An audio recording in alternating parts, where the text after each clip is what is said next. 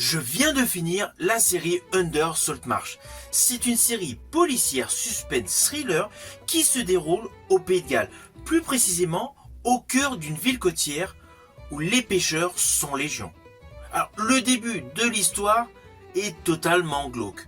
On découvre une jeune femme qui est devenue institutrice. Elle fuit son passé de policière au cœur d'une petite école. Et là, on découvre facilement qu'elle attache beaucoup d'importance à ses élèves dû à un traumatisme qu'elle a eu dans sa précédente vie professionnelle.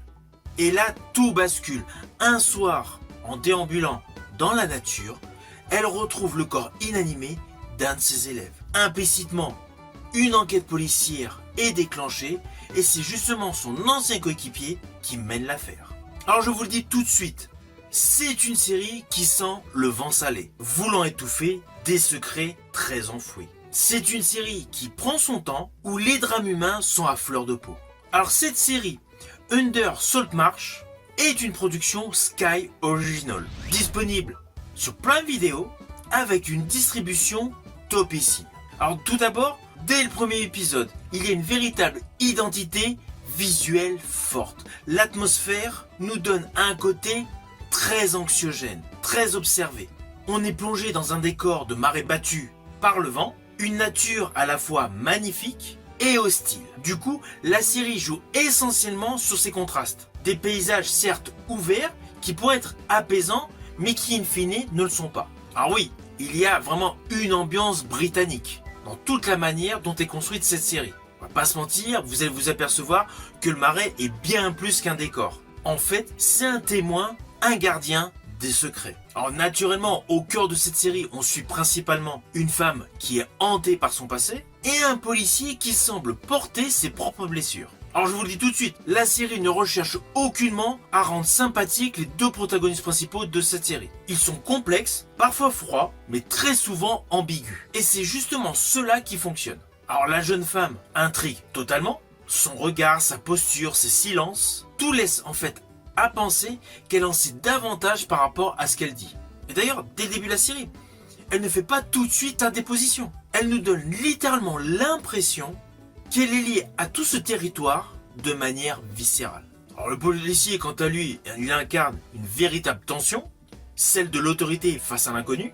Implicitement, il enquête, mais semble totalement dépassé par ce qu'il découvre. En fait, le duo fonctionne pas parce qu'il marque une véritable complicité, c'est qu'en fait, ils semblent être totalement antagonistes. On a l'impression qu'ils ne se comprennent absolument pas. Et du coup, le duo fonctionne. Par contre, je tiens à vous préciser, toute l'ambiance, la mise en place des personnages et l'enquête est très lente. Si vous attendez une série très punchy, très sanguine, cette série n'est pas pour vous. Ici, tout est lent. Je dirais même très lent. C'est selon moi d'ailleurs un petit défaut, parce qu'il y a pas mal d'épisodes où ça traîne vraiment en longueur.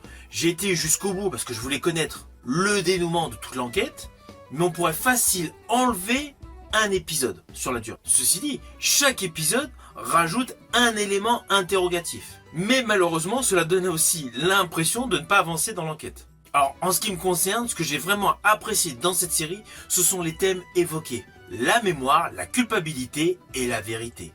Car au-delà de son intrigue policière, la série explore principalement des thèmes profonds. Alors lorsque je parle de mémoire, en fait ce qui est oublié, ce qui est refoulé, est forcément ce qui revient malgré tout. La culpabilité ensuite, chaque personnage dans cette série semble porter tout simplement une responsabilité, réelle ou supposée évidemment. Et enfin la vérité, est-ce qu'elle a véritablement libéré l'histoire ou tout simplement détruit certains personnages? En fait, cette série ne donne pas du tout dans les réponses simples. Elle pose des questions et très souvent inconfortables. C'est une série qui fait cogiter, car en fait, elle dépasse le simple postulat de thriller. Elle interroge essentiellement sur les blessures humaines. Alors visuellement, la série est très belle, la palette des couleurs est très froide, c'est volontaire.